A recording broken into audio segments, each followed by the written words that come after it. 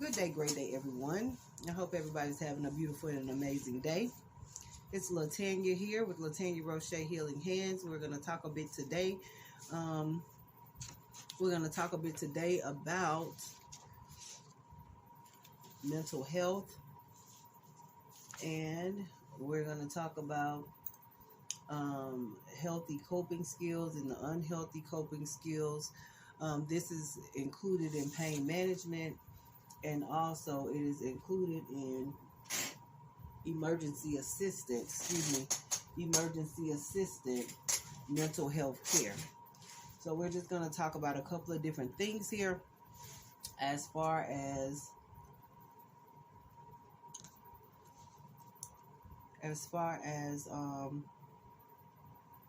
mental health and finding balance and that sort of thing is actually concerned. Okay, and I should phrase it accurately. It's first aid for different types of mental health. And we're also talking about psychoanalytical, well, not psychoanalytical, but psychosocial development and the mindset and the train of thinking, the way that we think and the things it is that we think about. And I'll even go a little bit further. The series called Them. I've just been sitting here watching that, doing kind of like an analysis on it. And maybe you guys can give me some points about what it is that you think is transpiring in the movie or the series Them on Prime. So, but black and white thinking is what we're actually going to be discussing here and talking a bit about first aid for mental health and mental healthiness. Okay, preventative things. Things that we can do to actually be on the lookout for particular things concerning us, triggers and that sort of a thing. So we're just going to go ahead and get into it, and I will give you the definition of what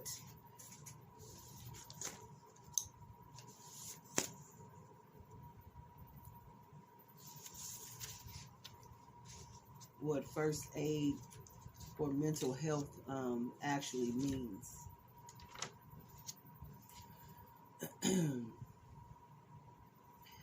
It actually means,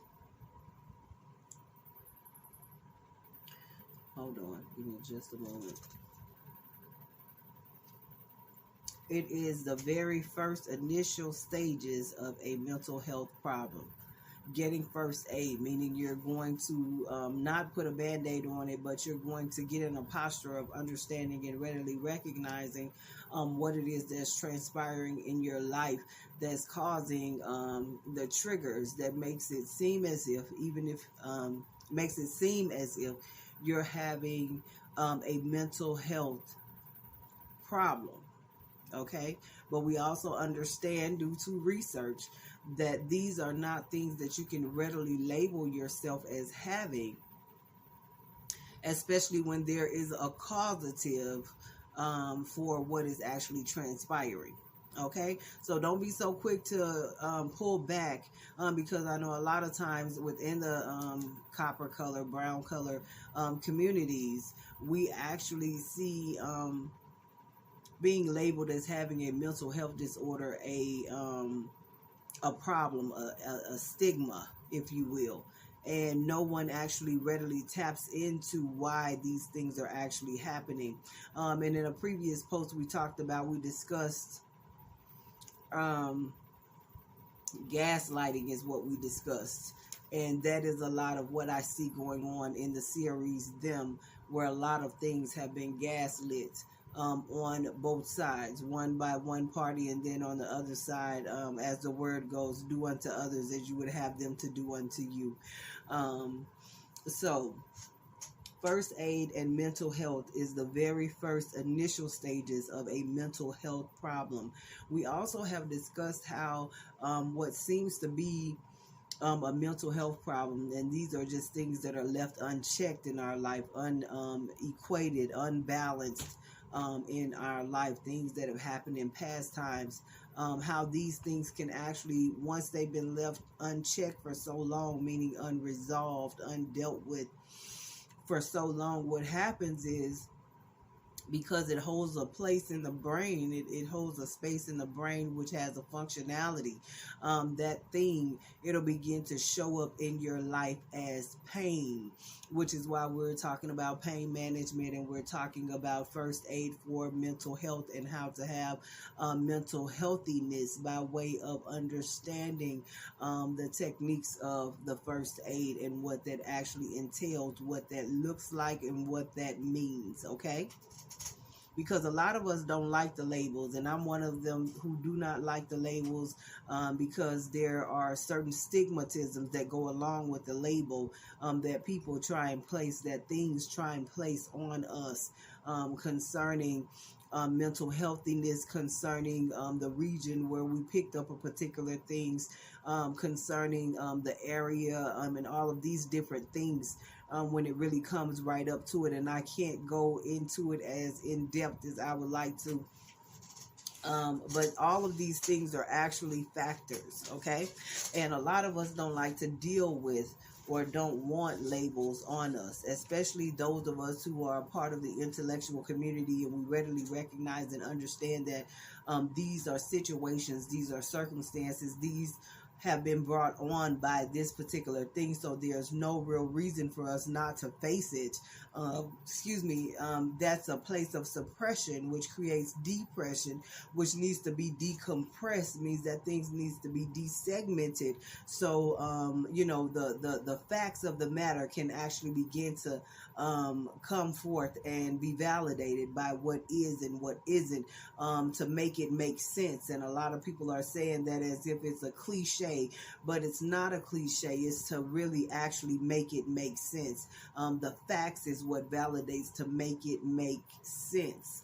And then you'll readily recognize that that label, that stigma, that thing cannot be attached to you, because of the simple fact that they would have to go back and attach that thing to the cause of what it is that made it to happen. They would have to go and put that there and not leave that with you, meaning you would have that stigmatism attached to you, that label attached to you.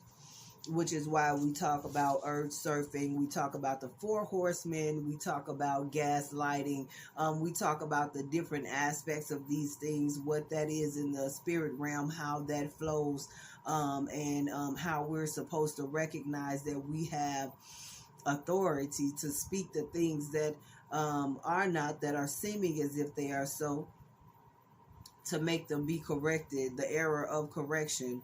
And I may have run over that a little bit, but to make it make sense, to bring those things that are not, that the other party who needs to understand and recognize it, to be so that they can actually recognize it, being accountable for yourself, and recognizing what is going on. So if someone tries to say, no, don't look at me, look over there, then you will actually have what it is that you need to solidify what it is that is factual as to why these things are actually transpiring. Okay?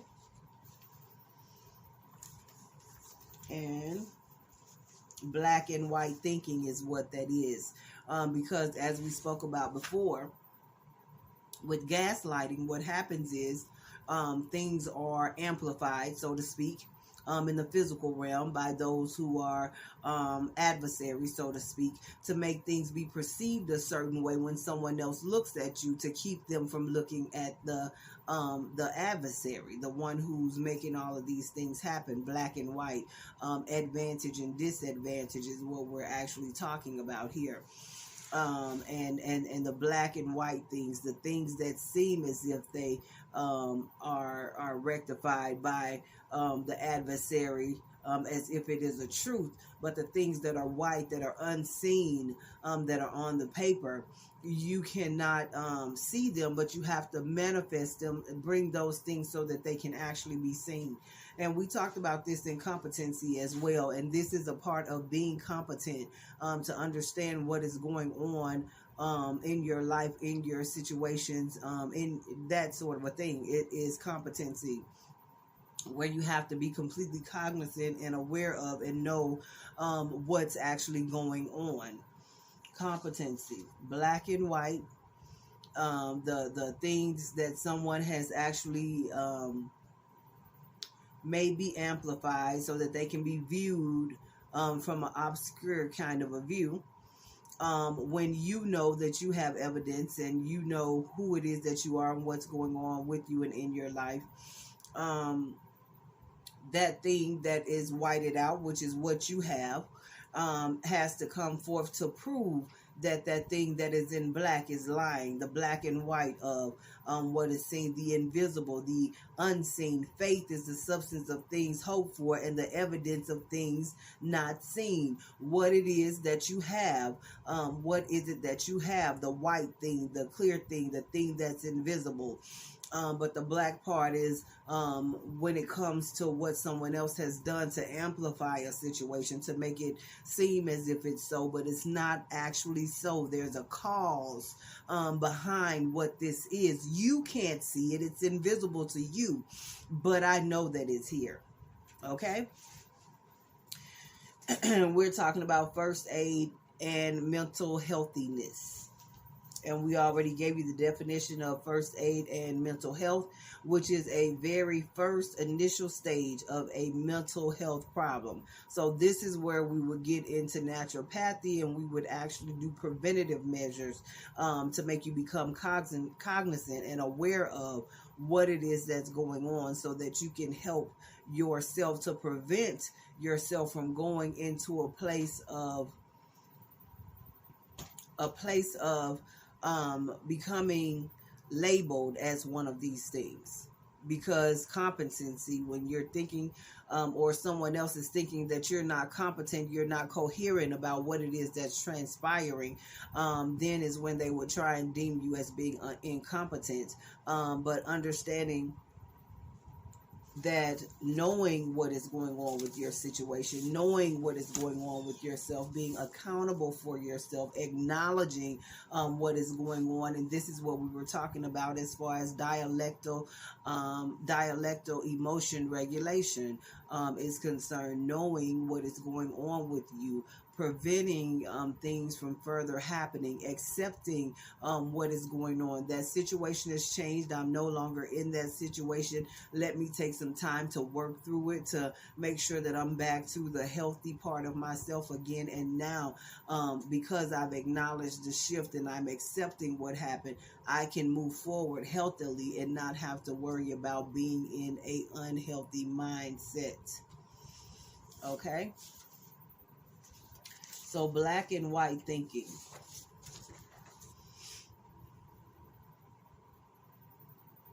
When a person experiences an unhelpful emotion, black and white thinking, it is usually preceded by a number of unhelpful self-statements and thoughts. Unhelpful statements and thoughts. Often there is a pattern to such thoughts, and we call them unhelpful thinking styles. Black and white thinking. Okay? Again, as I said just a moment ago, I was sitting here doing an analysis on the series Them, and I began to think about the black and white thinking style, which they call unhelpful styles of thinking, unhealthy styles of thinking. When fear is amplified, it triggers something in the mind, and the mind goes into overlay about what it is that it is or should be thinking in order to, it creates adrenaline. And if the thinking style is coming from a place that's been left unacknowledged, it could be a bunch of negative thoughts that are coming through. But understanding that if you go in there and you do your own work and you recognize what is going on, urge surf, you can get through it and you can get to the bottom of the root of what is actually transpiring, and know that it's just something that's been amplified. and not what is actually factual. Gaslighting. I know it's getting a bit heavy, but it all goes together. Okay? So, as I was saying about the black and white thinking, and talking about how perception, how it's being perceived, someone thinks that you're thinking in an unhealthy style of, or pattern of thought that is triggering something, and taking you into a place within your mind that you don't really want to be in, and because of it, it's putting you in an unhealthy place in your mind.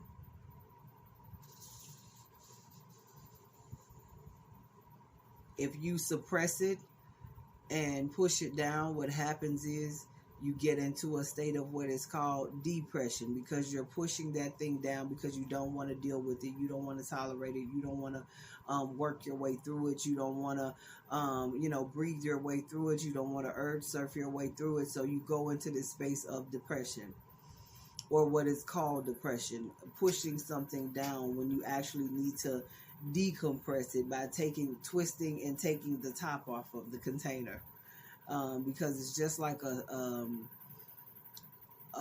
drink. You shake it up. If you shake it up, it's compressed in there because everything wants to come out. But if you take the top off of it, it will spew over and it decompresses itself. Or we can go into the place of annealing, where you just leave it and sit it for a while, and it'll actually decompress as it sits there. Okay?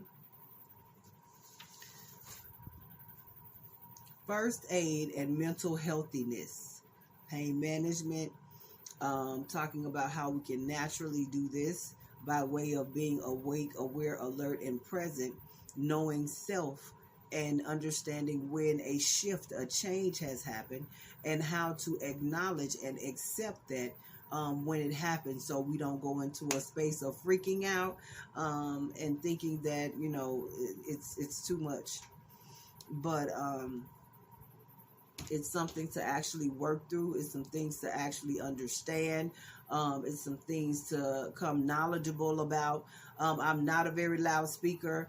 I don't really get emotional. I don't get hype about things like that. For one reason, and I'll give it to you straight up, is because a lot of people come and they teaching, but they, and I don't have anything against it, because I go into these spaces as well. But when it's a place where people need to understand some things, it's not the appropriate place to go into there, where people start going into a space of engaging and really deeply engaging. But this is a place to be educated, to become mindful of some things. So the trigger, as far as the exuberation of what it is that I'm saying is concerned, is not really necessary. It's more so not for you to even pay attention to me, but to pay more attention to what it is that I'm speaking, what you should be hearing, to process that in the mind, so that you can become cognizant of what it is that I'm speaking regarding, and understand that you're putting your own self and your own recognizance concerning some things.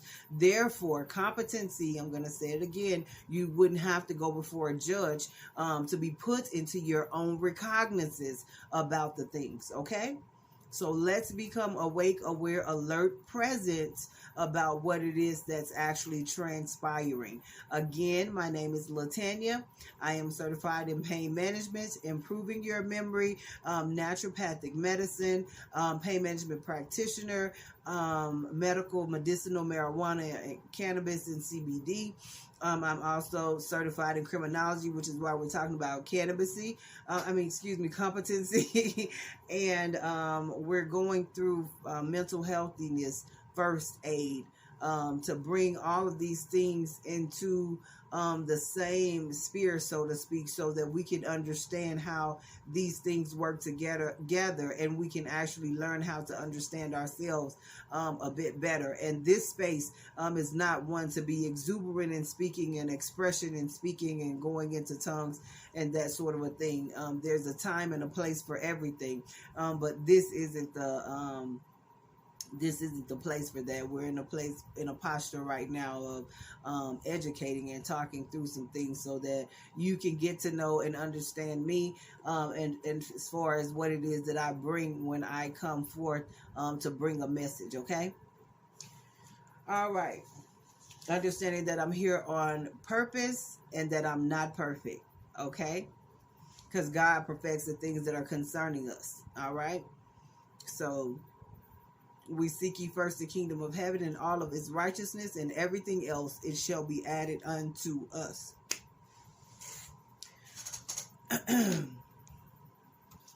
So I actually had the opportunity to go and sit and was in a space of reading more about encouragement. And I think maybe I'll come forward with part 4 of encouragement, but I'm not going to really just come forth with that yet until I'm released, if I'm released to do that. But I began to gain more information. I had someone who left a message about the theoreticals of the Euphrates River and how things are drying up, and how the angels who were cast down from heaven was actually put in the bottom of the Euphrates, and that it was supposed to dry up, and so on and so forth. I recognize, and this was regarding the Nephilim, I recognized that it was something that had actually been discussed in times past. And I recognize that a lot of us women, we are actually or have been taught or go to see one of these particular angels that was cast down to the bottom of the Euphrates, understanding that there's a time and a season, and there is also harvest. Okay, one of them were actually endowed with knowledge regarding beauty. All of our installations, our eyeshadows, our makeups, our lashes, our invisible girdles, where we go and get all of this body work and stuff done, beauty, perfecting, nails, overlays, all of these different things was knowledge that particular angel who had been cast from heaven